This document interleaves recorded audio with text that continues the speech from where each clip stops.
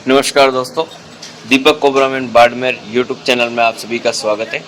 आज हमें सूचना मिली कि चित्रकापार गांव में एक बंद पड़ी दुकान के अंदर सांप घुस गया है। तो सूचना मिलने के बाद हम यहां पे आए हैं। अभी शटर खोल रहे हैं दुकान का। अब इसके बाद देखते हैं कहां पर है सांप, क्योंकि अभी हमें पता नहीं है सांप कहां पर है।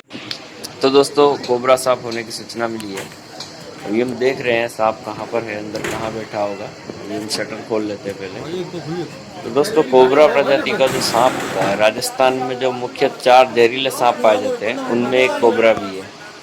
कोबरा आमतौर पर मतलब आसानी से नहीं काटता किसी को, ना ही किसी को आगे रह के काटता है, और ना ही ये सांप इतना आक्रामक होता है कि किसी को आगे रह के हमला करे। फिर भी कई बार होता है अनजाने में आप निकल रहे होते हैं और पैर ऊपर पड़ जाता है, तो कई बार होता है कि वो आपको काट लेता है। लेकिन दोस्तों, उसका ऐसा कोई भी मकसद नहीं है कि आपको नुकसान पहुंचाए, बस वो अपने बचाव में काटता है। तो ध्यान रखने वाली बात है, मतलब वो आपको नुकसान नहीं पहुंचाना चाहता, हो जाता है जाने अनजाने में। तो उसका यही बेहतर इलाज है कि आप जितना हो सके जल्द से जल्द हॉस्पिटल पहुंचे। आप जितना जल्दी हॉस्पिटल जाएंगे उतनी आपके बचने के चांसेस ज़्यादा रहते हैं।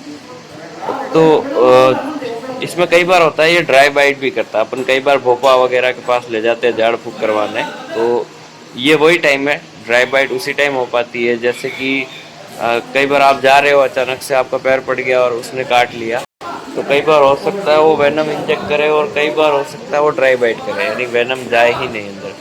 तो ऐसे टाइम में क्या होता है कि ये जो झाड़ फूक करने वाले हैं, ये इन चीज़ों का फ़ायदा उठा लेते हैं, और आपको ये लगता है कि उस झाड़ फूक की वजह से ठीक हुआ है। ऐसा कुछ नहीं है।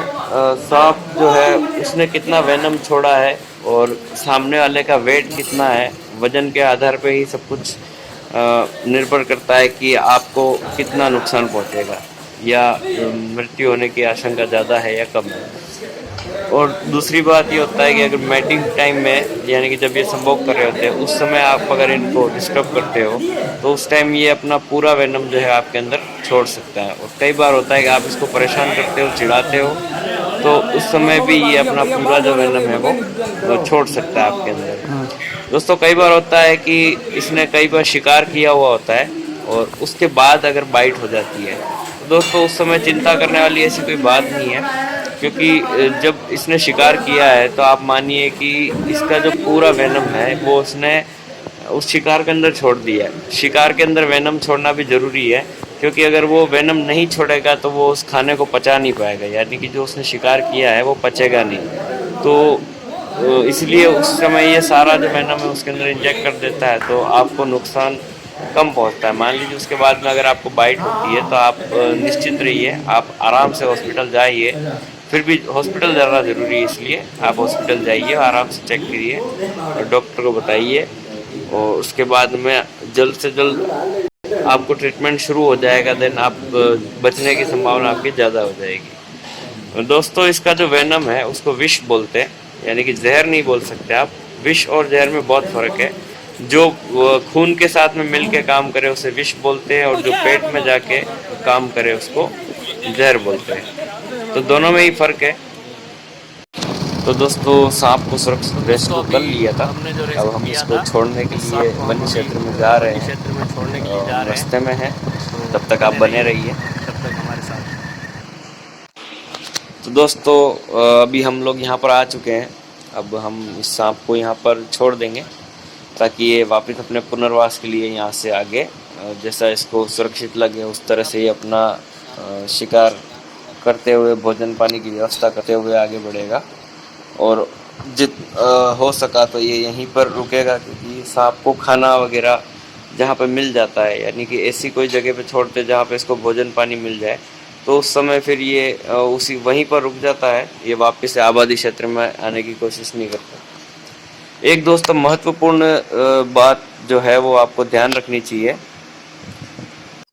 मुझे काफ़ी कंप्लेंट मिलती है कि बाड़मेर में सांप काफ़ी बढ़ गए हैं, कोबरा सांप घरों में आने लगे। उसका एक कारण है दोस्तों। उसका कारण यही है कि दोस्तों, आप जब भी आपको कोई सांप नज़र आता है आप मार देते हो। आपको किसी भी प्रकार के सांप को मारने की जरूरत नहीं है। प्रकृति ने पूरा इसी तरह से बनाया है कि एक सांप जो है या एक जीव जो है वो दूसरे जीव को खा के अपना गुजारा करेगा।